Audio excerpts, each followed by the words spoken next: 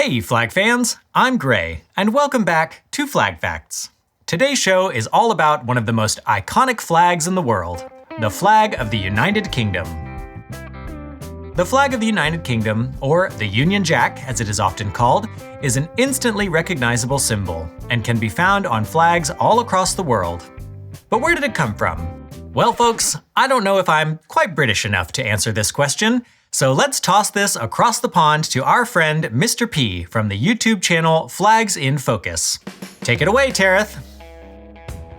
Thank you, Gray. Hi, I'm Tareth from Flags in Focus here in little old England, and I'm apparently British enough to talk to you, FlagandBanner.com viewer, about the flag of the United Kingdom of Great Britain and Northern Ireland. And here it is. It's this familiar red, white and blue multi-cross, multi-flag design that has been flying over the British Isles for several hundred years.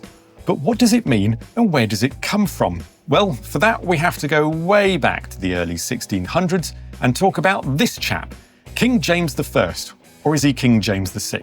Well, in fact, he's both. And because he's both, he is the reason for the original Union flag. But why? Well, Scotland's flag was, and still is, this blue saltire of St Andrew, their patron saint, who was martyred on a cross shaped like an X, hence the shape of the white cross, which dates back to the mid-1300s. Now enter England with its white flag and red cross. This flag dates back to the Crusades of 1188, when King of England, Richard the Lionheart, and King Philip II of France joined forces, but wanted a way to distinguish their armies. It was decided, probably by the Pope, that France should have a white banner with a red cross and England a red banner with a white cross. At some point, the English adopted the French version of the banner, probably by some weary warrior who picked it up by mistake after a battle. But for whatever reason, the familiar white flag and red cross soon became the official flag of England and represented the country's patron saint, St George, who was a Christian of Greek descent, born in Syria in the 3rd century, just to mix things up a bit. But how does King James VI of Scotland come into play here? Well, when Queen Elizabeth I passed away on March 24, 1603, she had no heir to pass the throne of England to. Eventually, it was agreed that King James VI of Scotland was her closest next of kin, and he was appointed King of England, and so he became King James I of England, while he was still King James VI of Scotland. You still with me? James decided to unify England and Scotland and wanted a flag that would be used in both countries as a united kingdom. It was agreed to simply merge the two flags together. In Scotland, they adopted this version where the cross of St Andrews took precedence, but the official first Union flag of England and Scotland was adopted April 12, 1606. After the British gained control over their neighbour Ireland in the late 1700s, which wasn't a pleasant affair to put it mildly, an update of the Union flag was on the cards. And that brings us to the Irish St Patrick saltire. St Patrick was a 15th century Christian missionary and bishop from Ireland, but his link to this flag varies, from coming from the heraldic arms of the Irish family Fitzgerald, while some Irish believe it was a British invention. Either way, at the time this flag was in use and incorporated into the Union flag officially on January 1st, 1801, and is still in use today. But, you might ask, why isn't the Union flag symmetrical? Why is the red cross of St Patrick not in the middle of the white saltire cross of St Andrew, making everybody's life easier? Good question. This is intentional, of course. It is to make sure that the white cross from the Scottish flag didn't appear simply as a border to the red St Patrick cross. Also, in heraldic tradition, as Scotland was part of the flag first, it needed to have precedence over Northern Ireland, hence St Patrick's cross looking staggered. In 1924, most of Ireland left the UK and returned to a republic, while some Northern Irish counties remained. This resulted in the UK keeping the flag for ease and saw no reason to change. So now the current flag represents 4 countries that make up the United Kingdom: England, Scotland, Northern Ireland, and Wales. But hold on, why isn't Wales represented in the Union flag? Well, that's another good question. This is because in the 13th century, Wales had been conquered by England, and therefore by 1606, when the first Union flag was made, Wales was part of, and therefore classified as, England, and had no official flag of its own at that point. Sadly, this resulted in Wales missing out in today's flag. But that does beg the question, what would the Union flag look like if Wales was included?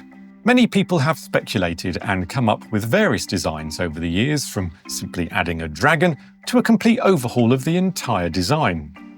It's a moot point, however, as the British government have absolutely no intention of updating this 1801 design and all its rules that go with it. And talking of flag rules, the UK's Flag Institute outlines a number of protocols that must be followed while flying the Union flag. Most importantly, you must fly it the right way up. To do that, you need to make sure that the top red bar of St Patrick's Cross is closest to the flagpole. The same is said when hanging it vertically too.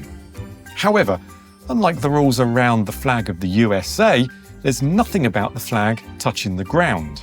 In fact, during remembrance parades, the Union Jack is lowered onto the ground as a sign of mourning and respect to those who have fallen during war.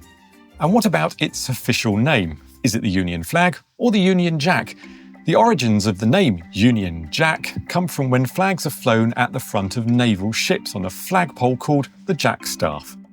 These flags are normally flown when ships are docked or for special occasions, and usually smaller than other flags flown at the time. And therefore, when the Union flag took this position, it was referred to as the Union Jack. But which is it today, Union Jack or Union flag? Well, it wasn't until 2013 that this question was finally answered by the aforementioned Flag Institute of the UK, and you can find out the answer by clicking on my video on Flags in Focus. Link is in the description. I know, I'm such a tease. The Union Jack appears on more national flags than any other national flag due to the British colonial history, on what's called the British ensign. The ensign was originally designed in 1707 as part of the Acts of Union, to be used on British ships to distinguish them from other countries' boats. It appears on 4 sovereign countries such as Australia and New Zealand, 13 overseas territories including Anguilla, Bermuda and the Falklands, as well as the US state flag of Hawaii, the only American state flag to house another country's flag. And you can find all about this flag with Gray by clicking on the link above. And while you're at it, there's a whole video linked in the description where I explore all the main British ensign flags still in use today that you can view at your leisure. And before I advertise my channel Flags in Focus anymore, it's probably best I hand back to Gray and FlagandBanner.com. Be seeing you. And there you go. That's everything you need to know about the flag of the United Kingdom. So what'd you think? Is it a good design? Do you think they should add the Welsh dragon to the flag? Let us know in the comments below, and while you're down there, be sure to like and subscribe for more flag-related content just like this. And while you're at it, be sure to check out Tareth's channel, Flags in Focus, for even more videos about flags. If you're in the market for a Union Jack or any other flag, head on over to FlagandBanner.com for all your flag flying needs. And as always, thank you for watching. We'll catch you next time on Flag Facts.